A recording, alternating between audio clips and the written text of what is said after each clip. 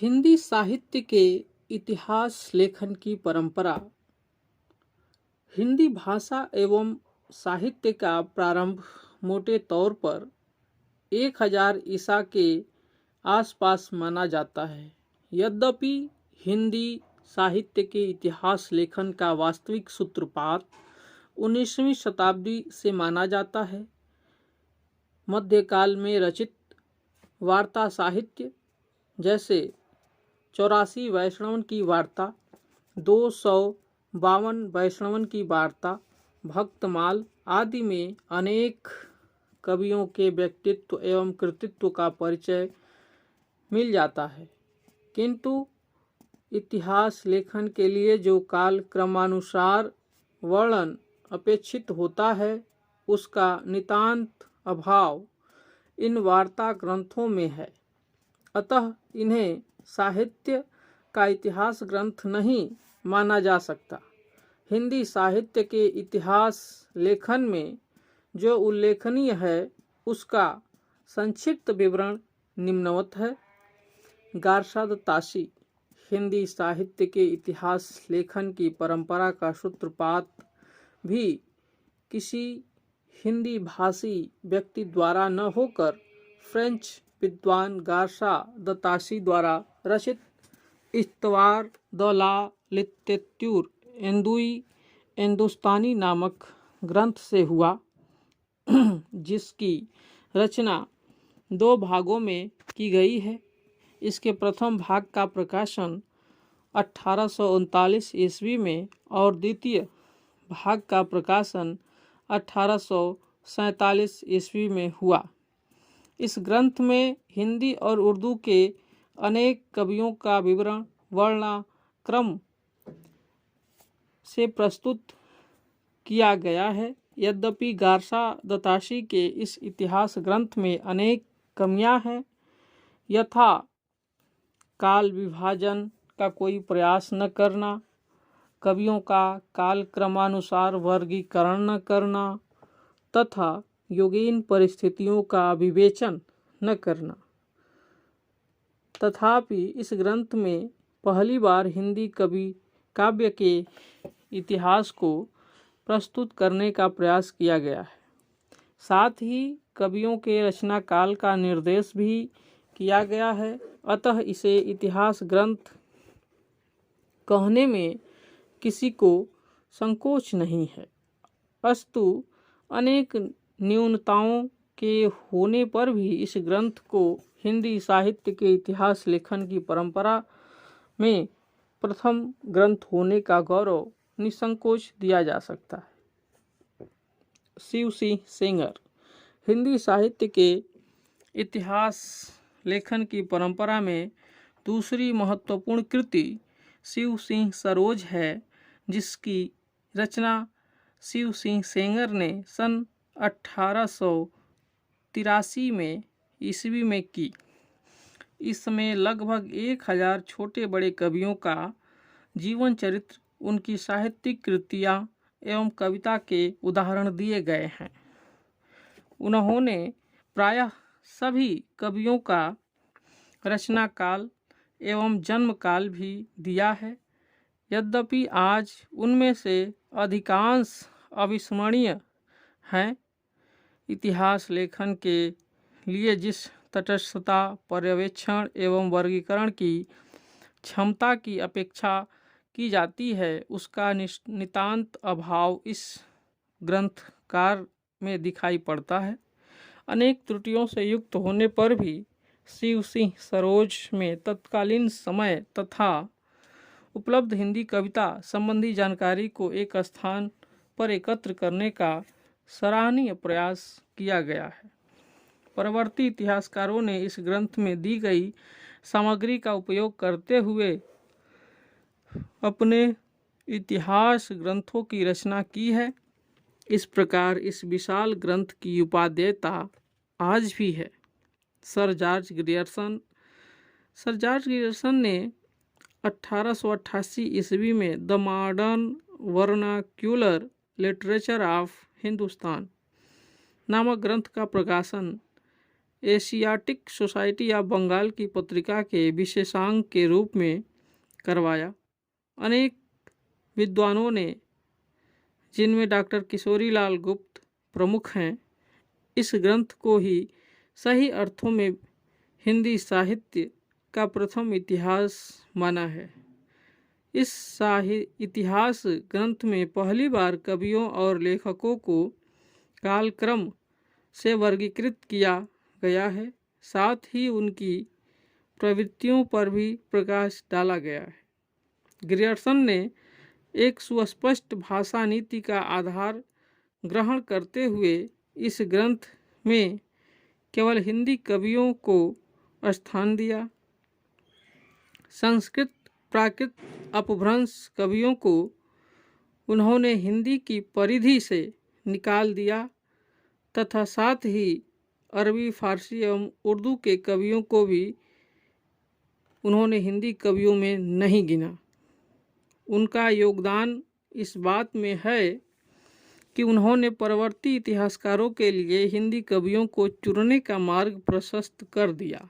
हिंदी कवियों में किसे स्थान मिलना चाहिए और किसे नहीं, यह एक ऐसा जटिल प्रश्न था जिसकी भूल भुलैया में साहित्य के इतिहास लेखक प्रायः उलझ जाते हैं। ग्रियर्सन ने अपने इस इतिहास ग्रंथ में शिव सिंह सेंगर गारसा दत्तासी के द्वारा एकत्र की गई सामग्री का उपयोग करते हुए वार्ता साहित्य से भी संदर्भ लिया है और यथास्थान उनकी सूचना देकर ग्रंथ को और भी अधिक प्रमाणिक बनाने का प्रयास किया है। ग्रियर्सन का यह ग्रंथ अनेक अंग्रेजी भाषा में लिखा गया था तथा इसे उन्होंने 11 विभिन्न अध्यायों में विभक्त किया है। प्रत्येक अध्याय एक काल विशेष का सूचक है। उन्होंने युगीन प्रवृत्तियों एवं परिस्थितियों का विवेचन भी इस इतिहास ग्रंथ में किया है। ग्रियर्सन ने ही सबसे पहले इस इतिहास में भक्ति काल को हिंदी साहित्य की महत्वपूर्ण उपलब्धि बताते हुए इसे हिंदी साहित्य का स्वर्ण युग माना। उनके इस ग्रंथ का महत्व इसलिए भी है कि इसकी रचना उस काल में हुई थी जब हिंदी साहित्य की इधर उधर बिखरी हुई सामग्री का अध्ययन अनुशीलन नहीं हुआ था और न ही हिंदी अनुसंधान एवं आलोचना का पूर्ण विकास हो सका था, जो किसी भी इतिहास लेखक के लिए कच्ची सामग्री जुटाने का काम करता है। मिश्र बंधु हिंदी साहित्य के इतिहास ग्रंथों में मिश्र बंधुओं द्वारा रचित मिश्र बंधु विनोद का महत्वपूर्ण स्थान है। इसकी रचना 4 भागों में की गई है, जिसमें से प्रथम 3 भाग 1913 में प्रकाशित हुए तथा चौथा भाग 1914 ईस्वी में। मिश्र बंधु विनोद एक विशालकाय ग्रंथ है जिसमें लगभग 5000 कवियों के संबंध में विवरण दिया गया है। इस इतिहास ग्रंथ में पहली बार काल विभाजन का समुचित प्रयास किया गया है। उन्होंने सारे रचना काल को 8 काल खंडों में विभक्त किया तथा विभिन्न काल खंडों के कवियों का परिचयात्मक विवरण प्रस्तुत करते हुए उनके साहित्यिक महत्व को उजागर किया। उन्होंने तुलनात्मक पद्धति का अनुसरण करते हुए कवियों की श्रेणियां बनाने का प्रयास किया। परवर्ती इतिहास लेखकों ने मिश्र बंधु विनोद से कच्ची सामग्री लेकर अपने ग्रंथों के लिए सामग्री जुटाई है। स्वयं आचार्य रामचंद्र शुक्ल ने अपने हिंदी साहित्य का इतिहास में यह स्वीकार किया है। रीतिकाल के कवियों के परिचय लिखने में मैंने प्रायः उक्त ग्रंथ मिश्र बंधु विनोद से ही विवरण लिए हैं। आचार्य रामचंद्र शुक्ल हिंदी साहित्य के इतिहास लेख हिंदी साहित्य के इतिहासकारों में पंडित रामचंद्र शुक्ल का नाम सर्वोपरि है।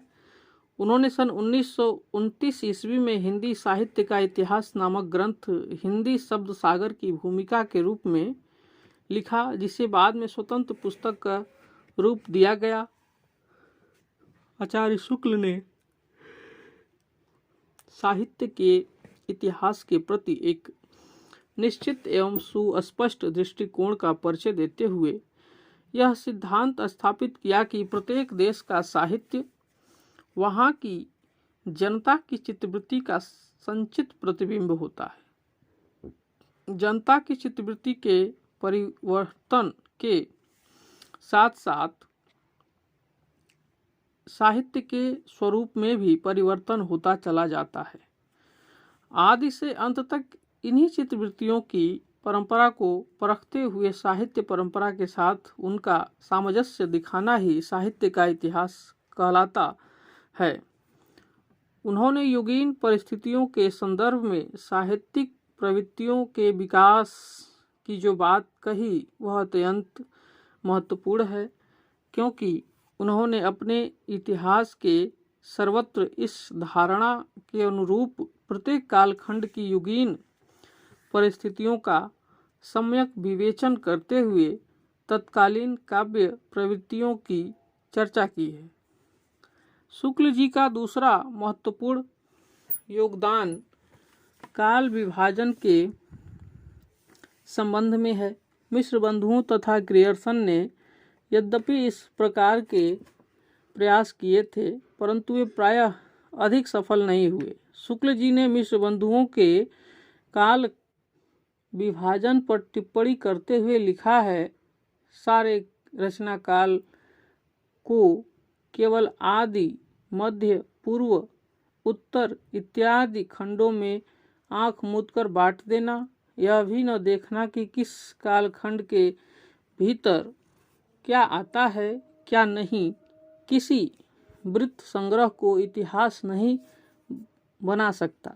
उन्होंने हिंदी साहित्य के 900 वर्षों के इतिहास को 4 खंड कालों में विभक्त कर नया नामकरण भी किया। आदिकाल, वीरगाथा काल 1050 से 1375 विक्रमत, पूर्व मध्यकाल, भक्ति काल संवत 1375 से 1700 विक्रमत, उत्तर मध्यकाल, रीतिकाल संवत 1700 से 1900 विक्रमत, आधुनिक काल, गद्यकाल संवत 1900 से 1948 विक्रमत। उनके इस काल विभाजन का एक सुस्पष्ट आधार भी है। जिस कालखंड के भीतर किसी विशेष ढंग की रचनाओं की प्रचुरता दिखाई पड़ती है, वह एक अलग काल माना गया है और उसका नामकरण उन्हीं रचनाओं के स्वरूप के अनुसार किया गया है। काल की प्रवृत्ति का निर्धारण करने के लिए उन्होंने प्रसिद्ध ग्रंथों का आधार ही ग्रहण किया है। शुक्ल जी का यह काल विभाजन अपनी सरलता एवं स्पष्टता के कारण अत्यंत लोकप्रिय हुआ और परवर्ती इतिहास लेखकों ने थोड़े बहुत परिवर्तन से इसी को आधार बनाकर अपने काल विभाजन एवं कालों के नामकरण प्रस्तुत किए।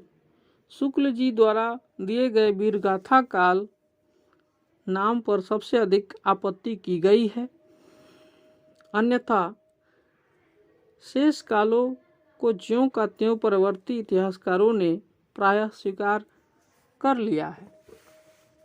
आचार्य शुक्ल ने भक्ति काल को निर्गुण एवं सगुण धाराओं में विभक्त कर पुनः उन्हें क्रमशः दो उप विभागों ज्ञानाश्रयी, प्रेमाश्रयी तथा राम भक्ति एवं कृष्ण भक्ति शाखा में वर्गीकृत किया। रीतिकालीन कवियों के वर्गीकरण में भी उन्होंने अपनी प्रतिभा का परिचय देते हुए रीतिबद्ध, रीतिसिद्ध एवं रीतिमुक्त कवियों को स्थान दिया। रीतिकालीन कवियों के आचार्यत्व पर भी उन्होंने सूक्ष्मता से विचार करते हुए अपने निष्कर्ष दिए हैं। हिंदी साहित्य के इतिहास की यह परंपरा शुक्ल जी ने उस समय की थी जब हिंदी में अनुसंधान एवं आलोचना का श्री गणेश ही हुआ था। उस समय तक अनेक विवादास्पद प्रश्न अनसुलझे हुए थे तथा हिंदी की बहुत सारी अप्रमाणिक सामग्री भी प्रमाणिक मानी जाती थी। शुक्ल जी ने अपने व्यापक दृष्टिकोण, वैज्ञानिक विवेचन पद्धति एवं सूक्ष्म विश्लेषण पद्धति के बल पर जो निष्कर्ष दिए हैं उन पर आज भी प्रश्न चिन्ह लगाना असंभव है। वस्तुतः शुक्ल जी ने हिंदी साहित्य के इतिहास की रचना करके एक मानदंड प्रस्तुत किया। उन्होंने प्रवृत्ति मूलक इतिहास प्रस्तुत किया। उसमें कवियों के जीवन परिचय को उतना महत्व नहीं दिया जाता। उनकी रचनाओं के मूल्यांकन को यही नहीं, उन्होंने कवियों के साहित्यिक महत्व को पहचानने के उपरांत ही उन्हें इतिहास में स्थान दिया।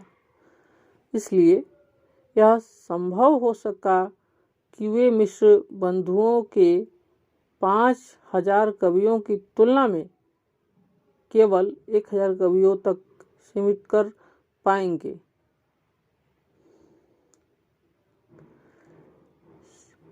आचार्य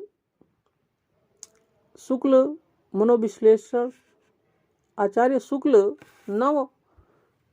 नवन वो मनोविश्लेषशालिनी प्रतिभा के धनी थे। उनमें प्रौढ़ विवेचना शक्ति एवं वैज्ञानिक दृष्टि थी। इसीलिए वे एक ऐसे इतिहास ग्रंथ की रचना कर सके जो अपने क्षेत्र में मील का पत्थर सिद्ध हुआ है। आज शुक्ल जी के कहे हुए एक एक वाक्य को आधार बनाकर शोध कार्य किए जा रहे हैं और उनकी प्रत्येक पंक्ति का मूल्यांकन करने का प्रयास हो रहा है। प्रवर्ती इतिहास लेखकों की कृतियों का मूल आधार शुक्ल जी का इतिहास ही बनता रहा है तथा इन कृतियों का मूल्यांकन भी शुक्ल जी के इतिहास को मापदंड बनाकर किया जाता रहा है। एक इतिहास लेखक के रूप में शुक्ल जी निर्विवाद रूप से सर्वोपरि हैं, किंतु कहीं कहीं उनका आलोचक रूप प्रखर हो जाता है और ऐसे स्थलों पर वे तटस्थ नहीं रह पाए। उदाहरण के लिए तुलसी के प्रति उनका मोह कबीर के प्रति अन्याय करवा गया है। यह इतिहास 1929 ईस्वी में लिखा गया था। तब वे अब तक लंबा अंतराल व्यतीत हो चुका है और इस दीर्घ अवधि में हिंदी में पर्याप्त अनुसंधान हुए हैं। इनसे प्राप्त निष्कर्षों का समावेश भी यदि इस ग्रंथ में कर दिया जाए तो यह और भी अधिक उपयोगी सिद्ध होगा, इसमें दो राय नहीं है। डॉक्टर रामकुमार वर्मा। डॉक्टर रामकुमार वर्मा हिंदी जगत में एक नाटककार एवं एकांकीकार के रूप में अधिक प्रसिद्ध रहे हैं। यद्यपि उन्होंने हिंदी साहित्य के इतिहास को 2 भागों में प्रकाशित करने की योजना को क्रियान्वित करने का भी प्रयास किया है। इनमें से एक भाग हिंदी साहित्य का आलोचनात्मक इतिहास सन 1938 ईस्वी में प्रकाशित हो चुका है, जिसमें 693 ईसा से 1693 ईसा तक के कालखंड को विवेचित किया गया है। वर्मा जी के इतिहास लेखन का प्रमुख आधार शुक्ल जी का इतिहास रहा है, जिसमें कहीं कहीं थोड़ा बहुत मतांतर भी है। उदाहरण के लिए शुक्ल जी के वीरगाथा काल को वे चारण काल कहना अधिक उपयुक्त मानते हैं तथा इसके पहले के साहित्य के लिए संधि काल नाम देते हैं। वस्तुतः उन्होंने अपभ्रंश की बहुत सारी सामग्री को हिंदी में समेट लिया है, इसीलिए वे स्वयं भू को हिंदी का पहला कवि मानने की भूल कर गए हैं। वर्मा जी कवि हृदय थे, अतः कवियों के मूल्यांकन में उन्होंने अधिक सहृदयता का परिचय दिया है। अपनी सुबोधता, सरलता एवं शैली की कलात्मकता के कारण उनका यह ग्रंथ पर्याप्त लोकप्रिय सिद्ध हुआ है। इनका दूसरा भाग अभी तक अप्रकाशित है, अतः यह अधूरा ग्रंथ है, क्योंकि इसमें केवल भक्ति काल तक का ही विवेचन किया गया है। आचार्य हजारी प्रसाद द्विवेदी आचार्य शुक्ल के उपरांत यदि किसी अन्य विद्वान की मान्यताओं को हिंदी जगत में नतमस्तक होकर स्वीकार किया गया है, तो वे आचार्य हजारी प्रसाद द्विवेदी ही है, जिन्होंने आदिकाल के संबंध में पर्याप्त कार्य किया है। अब तक साहित्य के इतिहास से संबंधित उनकी निम्नलिखित पुस्तकें प्रकाश में आई हैं। हिंदी साहित्य की भूमिका, हिंदी साहित्य उद्भव और विकास, हिंदी साहित्य का आदिकाल, आचार्य द्विवेदी द्वारा रचित हिंदी साहित्य की भूमिका यद्यपि पद्धति की दृष्टि से इतिहास ग्रंथ नहीं है, परंतु उसमें दिए गए स्वतंत्र लेख हिंदी साहित्य के इतिहास लेखन हेतु नई सामग्री एवं नई व्यवस्था प्रस्तुत करते हैं। वे आचार्य शुक्ल के कई निष्कर्षों से असहमत हैं। यथा शुक्ल जी ने जिस काल को वीरगाथा काल कहना उचित माना है, उसे आचार्य द्विवेदी आदिकाल कहना उचित मानते हैं। वीरगाथा काल का नामकरण शुक्ल जी ने जिन ग्रंथों के आधार पर किया है, द्विवेदी जी ने उन ग्रंथों की प्रामाणिकता पर प्रश्न चिन्ह लगा दिया।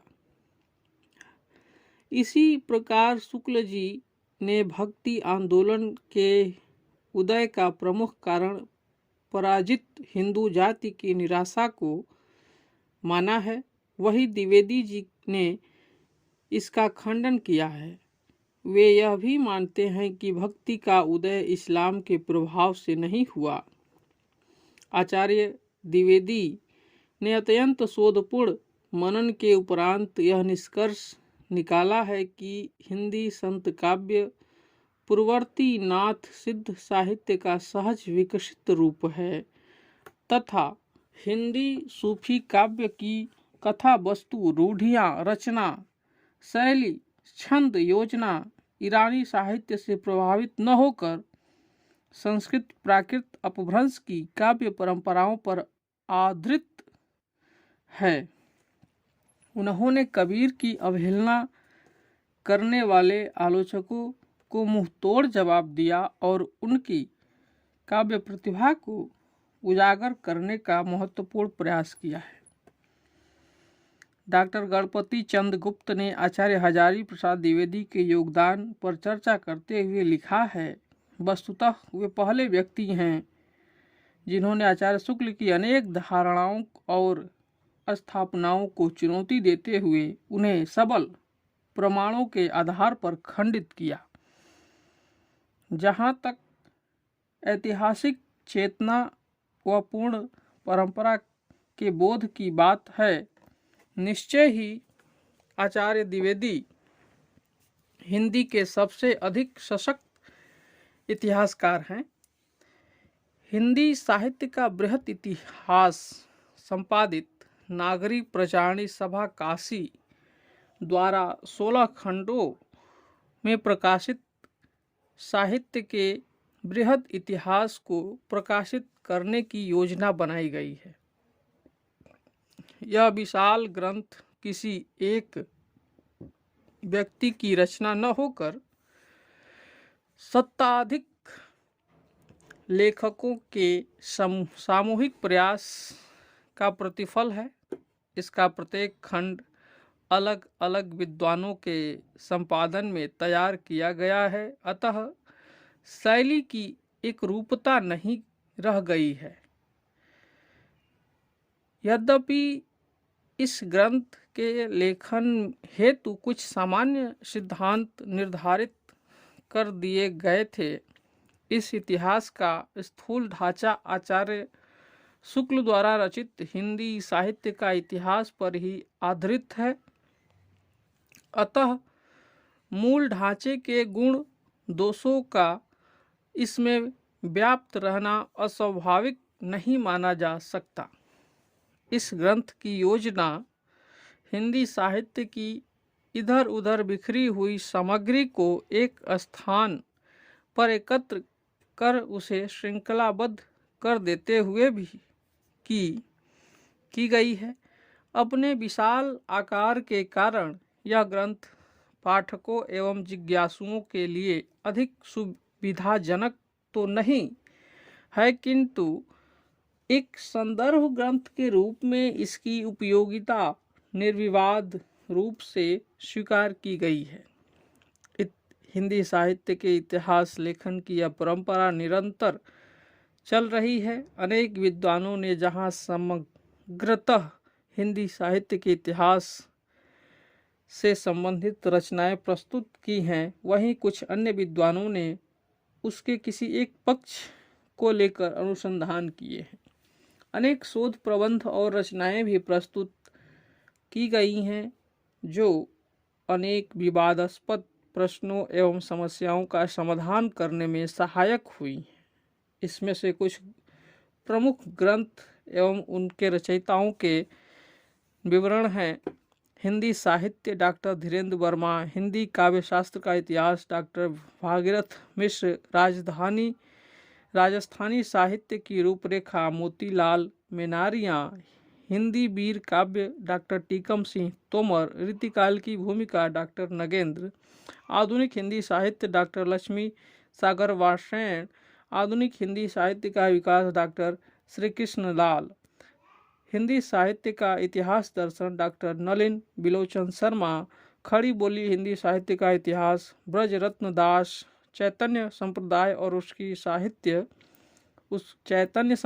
उसका साहित्य प्रभुदयाल मित्तल। आज इस बात की आवश्यकता है कि इन शोध ग्रंथों से प्राप्त निष्कर्षों का उपयोग करते हुए नए सिरे से हिंदी साहित्य के इतिहास की रूपरेखा प्रस्तुत की जाए। डॉक्टर गणपति चंद गुप्त का हिंदी साहित्य के इतिहास लेखन की परंपरा में महत्वपूर्ण योगदान है। उन्होंने हिंदी साहित्य का वैज्ञानिक इतिहास लिखकर एक अभाव की पूर्ति की है। इस ग्रंथ में साहित्याहास के विकासवादी सिद्धांतों की प्रतिष्ठा करते हुए उसके आलोक में हिंदी साहित्य की नूतन व्याख्या प्रस्तुत की गई है। लेखक के अनुसार विगत 30-35 वर्षों में हिंदी साहित्य के क्षेत्र में पर्याप्त अनुसंधान कार्य हुआ है, जिनसे बहुत सी ऐसी नई सामग्री, नए तथ्य और नए निष्कर्ष प्रकाश में आए हैं, जो आचार्य शुक्ल के वर्गीकरण, विश्लेषण आदि के सर्वथा प्रतिकूल पड़ते हैं। आवश्यकता इस बात की है कि इन शोध निष्कर्षों के अनुरूप हम इतिहास को नवीन रूप में प्रस्तुत करें और पुरानी मान्यताओं से चिपके न रहें। डॉक्टर गुप्त ने इसी पद्धति का अनुसरण करते हुए शुक्ल जी के काल विभाजन को स्वीकार नहीं किया तथा हिंदी साहित्य के इतिहास को 3 कालखंडों प्रारंभिक काल, मध्यकाल एवं आधुनिक कालखंड में विभक्त किया। प्रारंभिक काल एवं मध्यकाल के अंतर्गत वे 3 प्रकार के काव्यों की रचना को स्वीकार करते हैं: धर्माश्रित काव्य, लोकाश्रित काव्य, राज्याश्रित काव्य।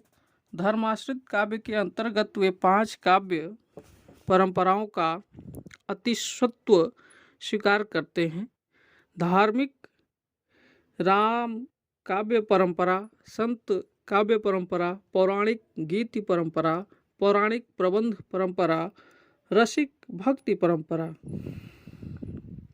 राज्याश्रित काव्य के अंतर्गत वे 5 काव्य परंपराओं का अस्तित्व स्वीकार करते हैं: मैथिली गीति परंपरा, ऐतिहासिक रास परंपरा, ऐतिहासिक चरित्र काव्य परंपरा, ऐतिहासिक मुक्तक परंपरा, शास्त्रीय परंपरा। लोकाश्रित काव्य के अंतर्गत वे केवल 2 काव्य परंपराओं के अस्तित्व को स्वीकार करते हैं: रोमांसिक कथा काव्य परंपरा और स्वच्छंद प्रेम काव्य परंपरा। आधुनिक काल का विकास वे स्वतंत्र रूप से हुआ मानते हैं, अतः उसमें इस प्रकार की काव्य परंपराओं का समावेश नहीं है। आचार्य गणपति चंद्र गुप्त ने शुक्ल की अनेक मान्यताओं का निर्भीकता से खंडन करते हुए अपनी मान्यताओं को तर्कपूर्ण ढंग से स्थापित किया है।